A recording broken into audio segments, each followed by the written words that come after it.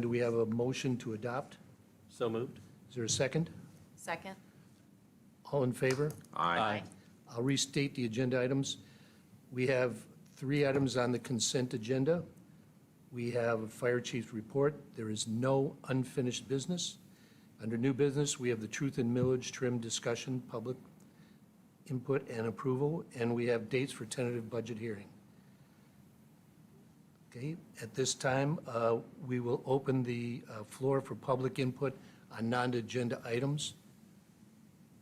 And hearing none from the audience, we'll close that portion. Next item, consent agenda. You've seen those. Is there a motion to approve? So moved. Is there a second? Second. Any discussion? All in favor? Aye.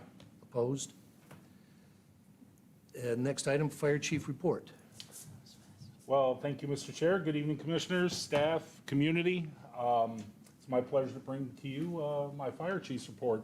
As you reviewed the activity report for the district, I'm sure you've seen that we have all been very busy in all areas of the organization, meeting the community's needs and meeting the needs of the district. I want to first start off by thanking every member of our organization and for their work, their dedication, and their attention to detail to meeting the organizational demands and the needs of the community.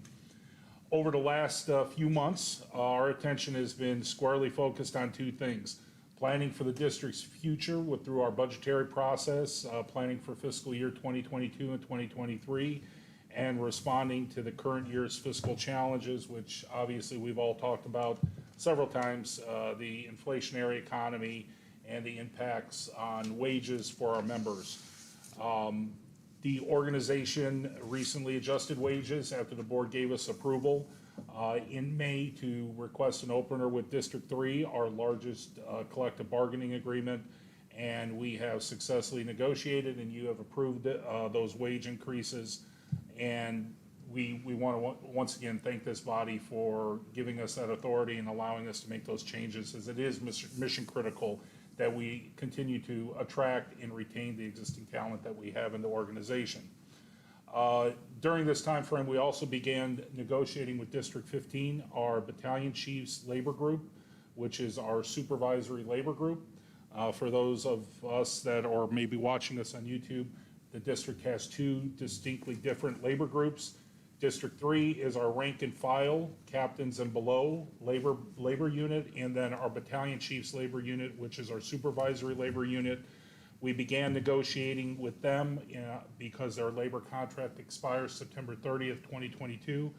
And I am proud to announce to all of you that as of this evening, after 2 sessions, we have a tentatively agreed upon agreement that the union is taking to a vote for their membership to approve. So it's the first time that a process like this for our district has moved so smoothly, and I want to thank our labor partners as well as all of you for your support and faith to facilitate a smooth bargaining process.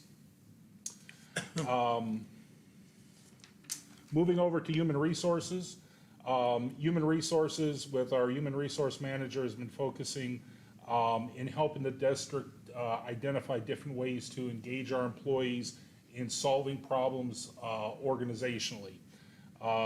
Engagement has been shown to increase staff morale and gives them a voice and a sense of empowerment into decision-making that directly impacts their life.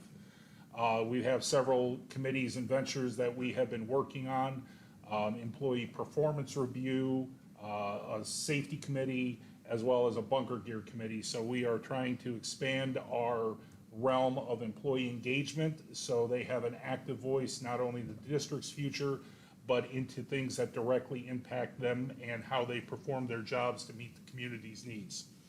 In May, we had several district anniversaries with firefighter EMT Patrick Ahern with 24 years, driver engineer Alejandro Gonzalez with 17 years, firefighter paramedic Ivan Rojo with 4 years, firefighter paramedic Kevin Hernandez with 4 years, firefighter paramedic Keith Gaudet with 4 years, firefighter paramedic Pietro Cracchiola with 3 years, firefighter paramedic Ryan Fisher with 3 years.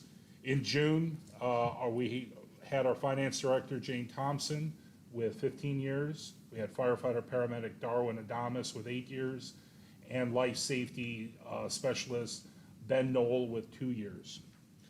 On May 31st, we also announced the promotion of Joseph DeCastro from the rank of firefighter paramedic to driver engineer in the emergency operations branch. And with recruitment, we continue to recruit for firefighter paramedic positions and single certified paramedic positions. And we are currently in the process of doing pre-employment testing and evaluation of 3 candidates. 2 of them are fully certified firefighter paramedics, and 1 is a single certified paramedic only who will have to put through Florida minimum standards, the fire academy.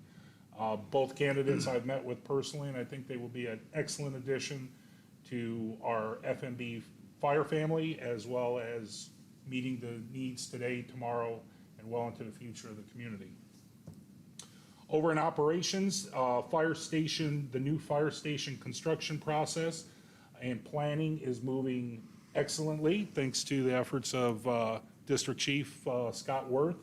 After several iterations and refining of a block, the floor plans and building designs were turned over to our design teams, who looked at them and went, wow, you guys have done a lot of work and you've done your homework and you're really keeping this a nice, open, transparent process. It makes it a lot easier on our design team to do what they need to do.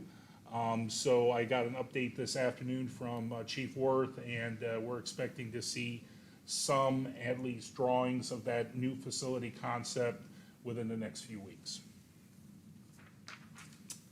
Over in operations as well, we are continuing to meet or exceed the performance parameters of our standards of cover, with our response times hanging at around 5 minutes and 20 seconds, and that's from the time the tone alerts in the station, the guys get from wherever they're at in the facility and on the truck. What's really important to consider is once those guys and gals are on the truck and they hit en route and they pull out of the bay, their travel time to the average incident in this community is right around 4 minutes and 20 seconds. So we are meeting our mission and our goal by providing high quality fire and emergency services in our community. Thank you to everybody in operations for getting out the door so quickly. Over in training, over the last 2 months, we focused on different aspects of hose line management, deployment, ventilation practices, fire behavior, and fire control tactics. And in June, we focused on and participated in the National Fire Service Safety Stand Down.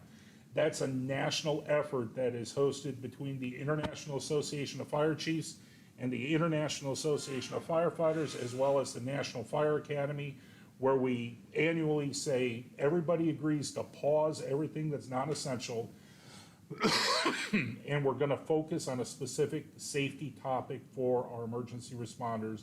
This year was situational awareness. As we all know, society is changing at a rapid pace.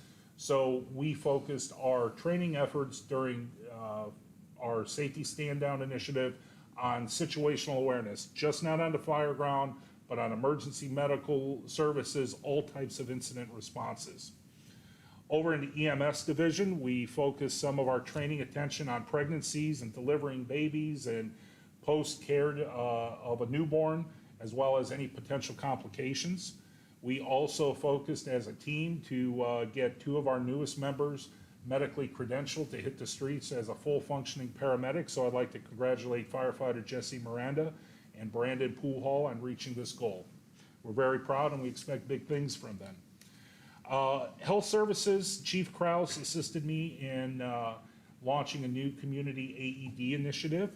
And what that initiative consists of is price sharing with our community. So if we have a community member that is interested in having an AED for their condominium or interested in having an AED in their business, they can benefit from the negotiated pricing that the district has and get those devices for our community at a lower cost. The more AEDs we have in the community that are publicly accessible, and the more people know that if a heart stops or somebody has a heart attack and they don't have organized breathing and you're not sure if they have a pulse, find the center of their chest, push hard, push fast, call 911, get an AED. Those are proven actions to save a life, and the more people we get to and hear that message, the more lives we will save.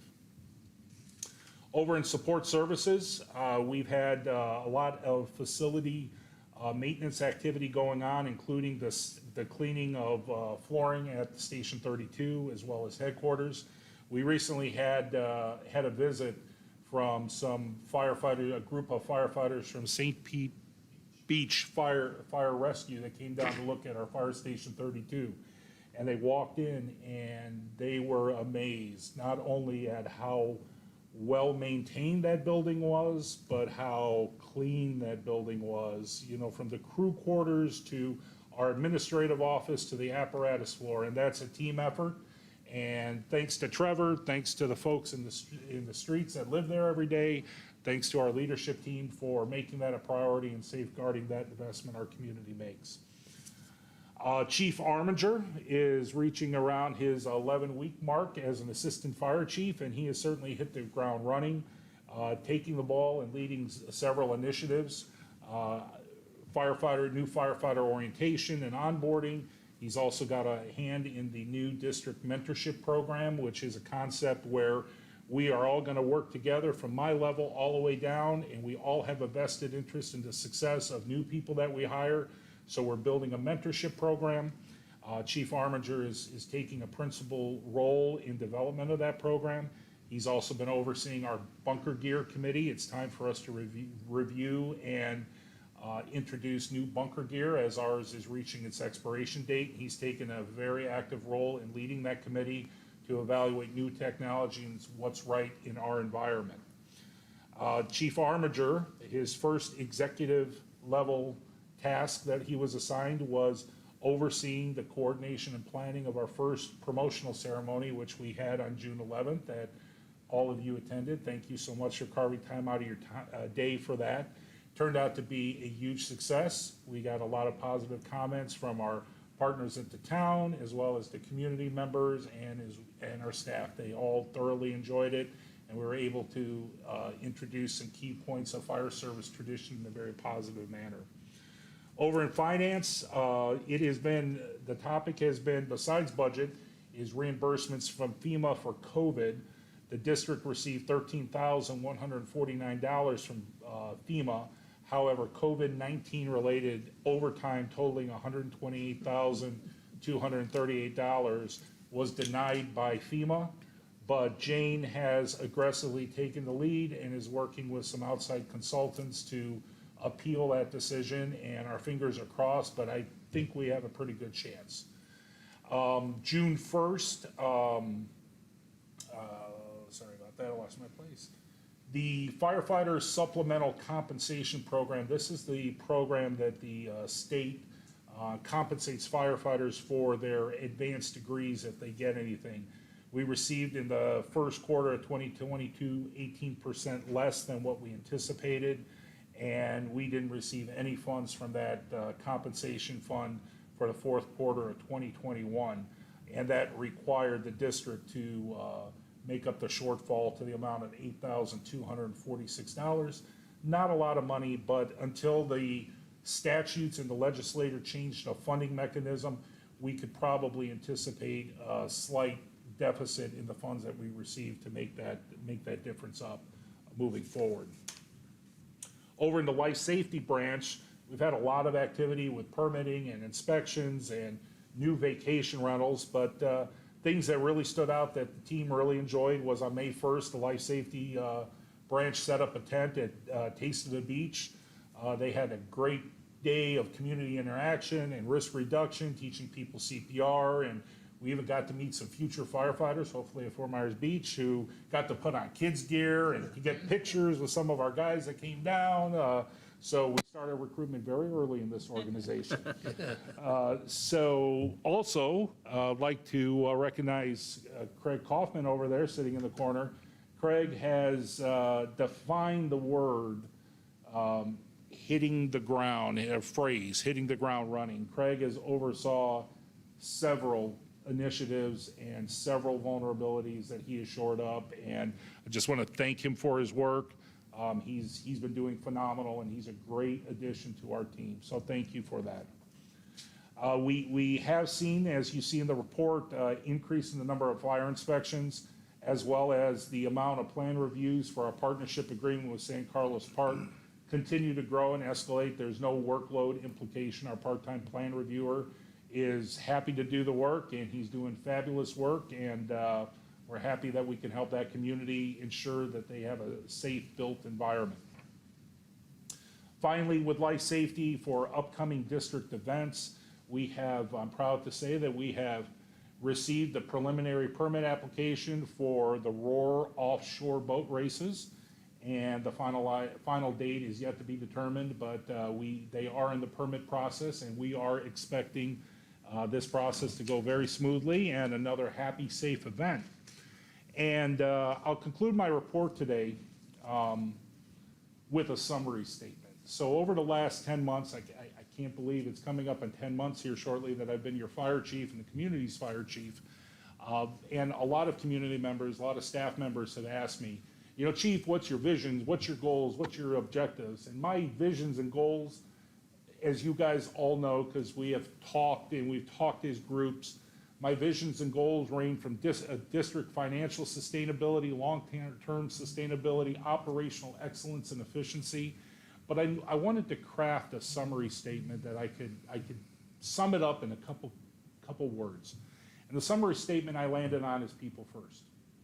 The district's principal mission is to serve the people of the community. That's why we are all sitting here tonight. Those people consist of our community and our residents. And we meet that mission by employing professional people to provide those services to the community of people that come here to visit and who live here and who retire here. So my summary statement and what my executive goals and visions are for this organization is put people first. If we make the decisions that benefit the largest group of people, and we focus on always remembering we're here for the people, and those people are served by other people, we will have and reach a pinnacle of success as an organization that none of us have ever imagined before. So that's my executive summary statement. And with that, I conclude my report to you. Thank you so much. Thank you, Chief. Thank you. Okay, the next item is, well, unfinished business, there is none. New business, truth and millage, the trim rate. And that's back to you, Chief. Well, thank you, Mr. Chair. So before we get into setting the trim notice, which we will do later this evening, I prepared a small presentation for anybody who had any questions on what the trim notice is. What is the trim process? So the trim process stands for truth in millage. It's a public process that was created in 1980. The purpose of this process tonight is to do a couple things. One, inform the taxpayer who every taxing authority is on their property. And two, inform the taxpayer of the maximum tax liability in the coming fiscal year. It's defined in Chapter 200 of the Florida statutes, and it's a 100-day process. So the trim timeline, June 1st is when the property appraiser of a county provides an estimated total assessed value of all the properties within the fire district or a special district. The purpose is to allow the district to begin budgetary planning. For our district, for our agency, we focus heavily on sustainability of our operations, so our budgetary process internally starts very early in the year. We start our budgetary process in January, but some smaller organizations or less complex organizations may start at June 1st. On July 1st, the property appraiser certifies the taxable values to the district. July 1st begins day one of this 100-day process that we are embarking on. The next significant date is day 35, which corresponds with the August 4th. On that day, the district must notify the property appraiser of what our prior fiscal year's millage was, what our proposed millage will be, what our rollback rate in the new fiscal year is, and the date, time, and place of the tentative budget hearing. Now, there's a penalty for not meeting these requirements on August 4th. And the penalty is the district would be prohibited of levying any rate higher than the rollback rate if we didn't have this meeting and didn't comply with these requirements. The next significant day is August 24th, which is day 55. This is where the property appraiser mails notices of the proposed property taxes. Then we move to day 65 and 80, which was September 3rd through the 18th.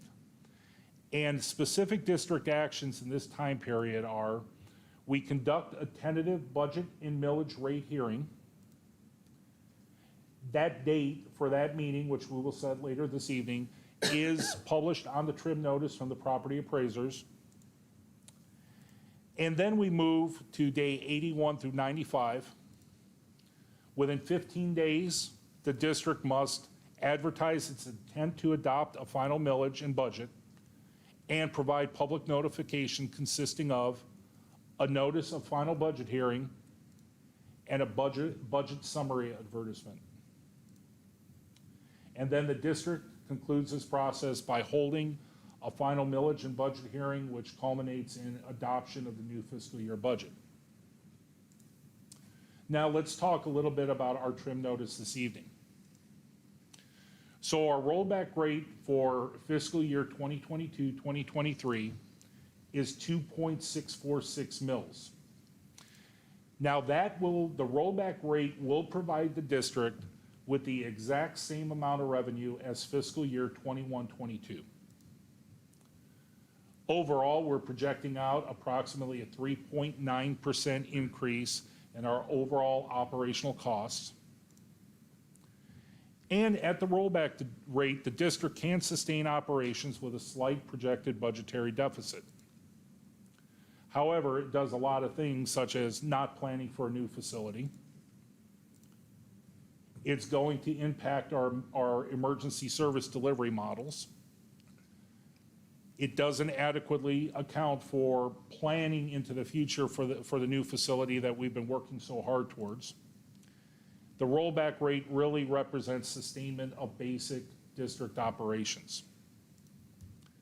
And it limits our ability to adjust to an inflationary economy. My recommended millage rate is going to be 2.9851, which will give us plenty of room to adjust to any inflationary economic changes, allows the district to start and maintain planning for our new facility.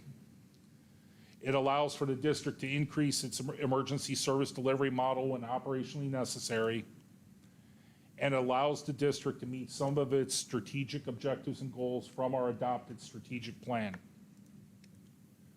So this slide will show you if the board should so choose to adopt the rollback rate, we project that our revenue would be $14,258,978,000. We will be carrying some cash forward as well as some prepaid expenses totaling $11,500,000. Now, it's important for the community to understand that cash carry forward is not just this giant pot of money. That consists of our assigned reserves that are assigned in with a specified purpose under the control of the Board of Fire Commissioners, as well as certain expenses we projected to need this fiscal year, such as professional service fees for the new facility or the purchase of 2 new ambulances, which we haven't taken delivery of. Those funds will be carried forward into the new fiscal year and immediately put into the new budget. So this isn't like a large pot of money that's sitting here that we didn't spend.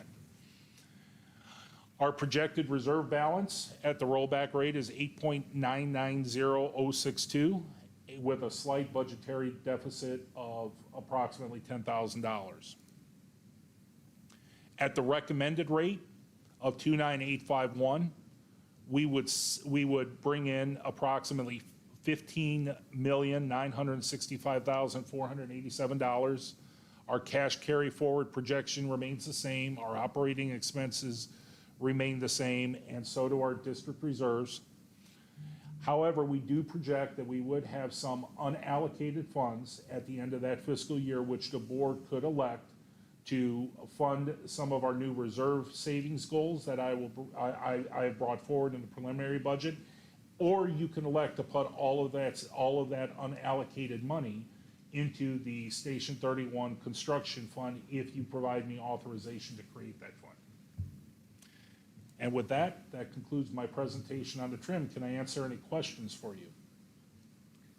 Okay, questions? Jackie? No, thank you. Chief, that rate that you're proposing is the same rate we've currently had. Yes, sir, it is. So there's really no change in the rate. No, sir. The millage rate is what we've had for 2 years now, Jane, 3 years? 4 years. Yes, sir. Okay, thank you. Rob? And I have nothing. Okay, so at this point, I'll open the floor to any of the community, people in the community. Please keep your comments to 3 minutes or less. Seeing none, we'll close that portion. So at this point, I make a motion to adopt a trim rate of 2.9851. Do we have a second? Second. Okay, discussion. Any discussion? None. Okay, I'll call the vote. All in favor? Aye. Opposed? Carries 5-0. Thank you for the presentation. That was really well done. Okay. The next item, dates for tentative budget hearing, and I'll give that back to the chief again. All right, thank you, Mr. Chair. So my staff and I have looked at the board schedule. We have a work session which is scheduled for 10 a.m. in the morning on September 14th.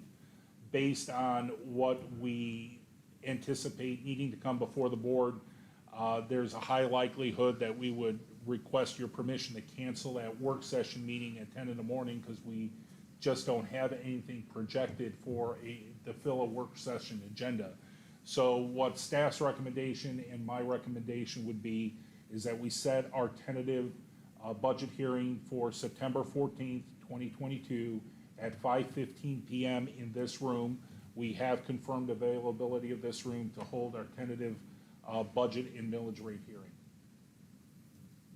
Okay, and you've all had a chance to look at any conflicts with any of us?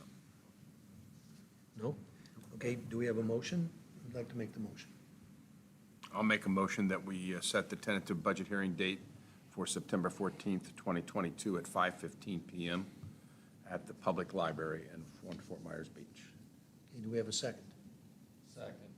Discussion. I'll call the vote. All in favor? Aye. Opposed? Carries 5-0. Okay, and you notice the note there that we tentatively scheduled for September 28th, the subsequent meeting. Final budget and millage rate hearing So at make 5:15. sure, of course, we can't set that Right. until after the 14th, but you might look at your calendars, and if there's any conflicts, let the chief know. Okay. Chair, do we need to decline the invitation that we currently have on our calendars for the morning meeting, or will you send out? We'll handle doing the cancellations Okay. and posting. Okay. Got it. Okay. Any other discussion? Okay, fire chief remarks. Just a few remarks. Over the last month, we've obviously had 2 structure fires, one on Old San Carlos Boulevard and one at Fisherman's Wharf. One of those fires actually became a second alarm incident, bringing in additional resources from outside the district to assist to mitigate that emergency. Actually, Captain Cody Chilson here was first due on that structure fire, and he immediately assessed the risk, and he knew that the Fisherman's Wharf building was occupied, and he and his crew rapidly deployed a hose line and went to the second floor above that fire to make sure those occupants got out. So thank you for your bravery, and please thank your crew. Our crews responded absolutely flawlessly. They provided excellent service to the community members that were impacted. We even followed up in some instances to make sure that those community members didn't have any additional needs that the district could help them meet and provide them with. So there's no surprise based on that performance of our crews and our staff, why this district is a cornerstone in this community. So I just want to recognize that. Finally, last meeting that we had at our work session, I informed you that South Trail Fire District wanted to enter a temporary partnership with us for a period of 34 to 45 days to assist with plan review. Well, they've had some slight changes, and they requested recently if we would be okay with a 90-day term. Fire official Jennifer Campbell looked at that, and she is fine, so we'll be entering into that agreement, and it'll provide another stream of revenue temporarily for the district. So we'll be executing that shortly. So with that, that concludes my remarks. Thank you, everybody. It's been a great meeting. May I ask, the next contract, when will you be presenting that to us and for approval?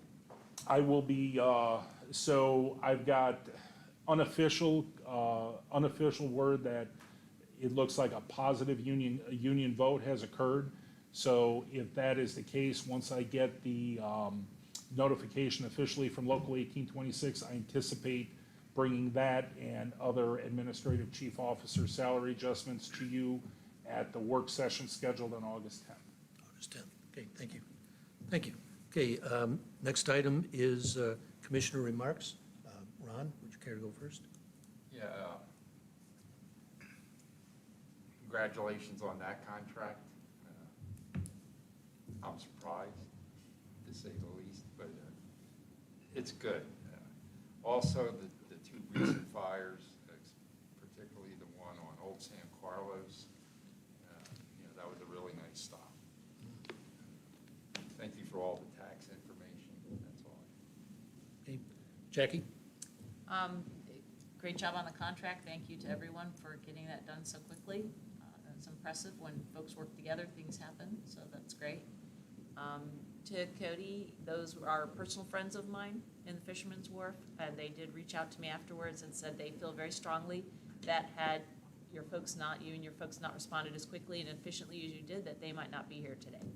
So they're very, very appreciative, so thank you for that. And please also share that with the rest of the team that was there.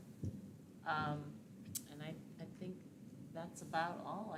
I think we're still busy, and it's crazy to me that we're as busy as we are, but I'm very thankful. So. Okay. Jim?